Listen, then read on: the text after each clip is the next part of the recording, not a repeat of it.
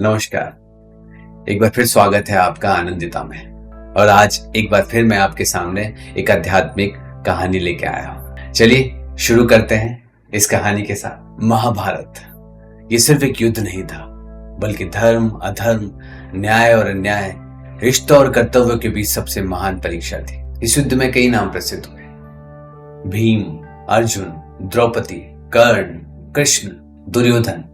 लेकिन आज हम बात करेंगे एक ऐसे योद्धा की जिसका नाम बहुत कम लोग जानते हैं, इरावान। इरावान अर्जुन और नाग कन्या उलूपी का पुत्र था। अर्जुन जब अपने वनवास के समय तीर्थ यात्रा पर निकले थे तो एक बार गंगा किनारे तपस्या कर रहे थे। वहीं उनकी भेंट हुई नागलोक की राजकुमारी उलूपी से। उलूपी अर्जुन के तेज और तपस्या से प्रभावित हो गई थी और विवाह की इच्छा प्रकट की। अर्जुन ने यद्यपि पहले मना किया, परंतु उलूपी ने उन्हें समझाया कि विवाह धर्म के अनुसार है। इस प्रकार अर्जुन और उलूपी का विवाह हुआ और कुछ समय बाद उन्हें एक पुत्र प्राप्त हुआ जिसका नाम रखा गया इरावान। इरावान को नागलोक में ही पाला गया। उसने बचपन से ही शस्त्र विद्या, नीति, युद्ध कौशल और धर्म का ज्ञान प्राप्त किया। वो न सिर्फ बलवान था बल्कि अत्यंत बुद्धिमान और विनम्र था। जब कुरुक्षेत्र का महायुद्ध आरंभ होने वाला था तो अर्जुन के आदेश पर इरावान भी युद्ध में शामिल हुआ। युद्ध के आरंभ से पहले श्री कृष्ण ने यज्ञ और अनुष्ठान आरंभ करवाए ताकि पांडवों की विजय सुनिश्चित की जा सके। उस समय देवताओं ने एक मांग रखी, यह है कि यज्ञ की पूर्णता के लिए किसी महायोद्धा की बलि आवश्यक है। यह सुनकर सभी चौंक गए। कोई भी योद्धा स्वयं को बलिदान के लिए प्रस्तुत नहीं कर रहा था। तभी आगे बढ़ा इरावान। उसने बिना किसी हिचकिचाहट के कहा, यदि धर्म की रक्षा के लिए मेरे प्राण चाहिए तो मैं प्रस्तुत हूं। उसकी ये घोषणा युद्ध भूमि में एक अद्वितीय क्षण था। सभी ने देखा कि एक युवक जो युद्ध में महत्वपूर्ण भूमिका निभा सकता था, अपने प्राणों को त्याग करने के लिए तैयार था, वो भी बिना किसी द्वंद्व और लालच के। बलिदान से पहले इरावान ने एक विनम्र प्रार्थना की। उसने कहा, मेरी एक इच्छा है। मैं चाहता हूं कि मृत्यु से पहले मेरा विवाह हो ताकि मैं अधूरा जीवन लेकर न जाऊं। यह इच्छा सुनकर सब स्तब्ध रह गए। कोई भी कन्या उस युवक के विवाह के लिए तैयार नहीं थी जो अगले ही दिन मृत्यु को प्राप्त होने वाला था। उस क्षण स्वयं श्री कृष्ण ने एक असाधारण काम किया।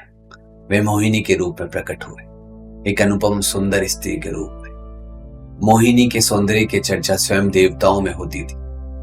उसी रूप में धारण करके श्री कृष्ण ने इरावान से विवाह किया। विवाह की सारी रस्में पूरी हुई। वरमाला, फेरे, कन्यादान सब कुछ विधि पूर्वक हुआ। एक दिन का वैवाहिक जीवन था, लेकिन उसमें सच्चाई और प्रेम और त्याग था। अगले दिन इरावान ने देवताओं के यज्ञ के लिए अपने प्राणों की आहुति दी। यह युद्ध भूमि का वो योद्धा था जिसने बिना तलवार उठाए सबसे बड़ा युद्ध जीत लिया।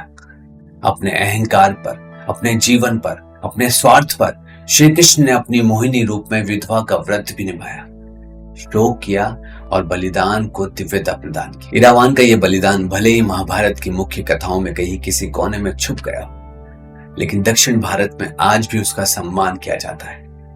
जहां हजारों की संख्या में किन्नर समुदाय के लोग इरावान से प्रतीकात्मक विवाह करते हैं और फिर अगले ही दिन उसकी मृत्यु पर विधवा का व्रत भी रखते हैं। ये पर्व आज भी समाज को यह सिखाता है कि प्रेम, बलिदान और पहचान सीमा से बंधे नहीं है। इरावान की गाथा हमें ये समझाती है कि सच्चा योद्धा वो नहीं जो केवल तलवार चलाए, बल्कि वो है जो धर्म के लिए अपने प्राणों की आहुति दे सके। उसका जीवन संक्षिप्त था, लेकिन उसकी कथा अमर है। एक ऐसा योद्धा जिसने जीवन से ज्यादा धर्म को चुना और मृत्यु को मुस्कुराते हुए गले लगाया। महाभारत जैसे विराट ग्रंथ में इरावान का एक छोटा सा अध्याय हमें बहुत कुछ सिखाता है। त्याग, प्रेम, निस्वार्थ सेवा और आत्म बलिदान। जब भी हम धर्म की बात करें, युद्ध की बात करें, विजय की बात करें, तो इरावान को ना भूलें। ये नायक नहीं, महायोद्धा था जिसने मृत्यु से पहले भी जीवन को परिभाषित किया।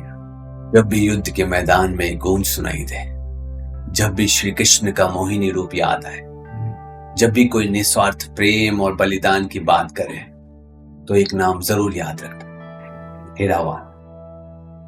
एक और कहानी के साथ आपके सामने पेश होऊंगा। तब तक चैनल को लाइक, शेयर और सब्सक्राइब जरूर कीजिएगा। धन्यवाद।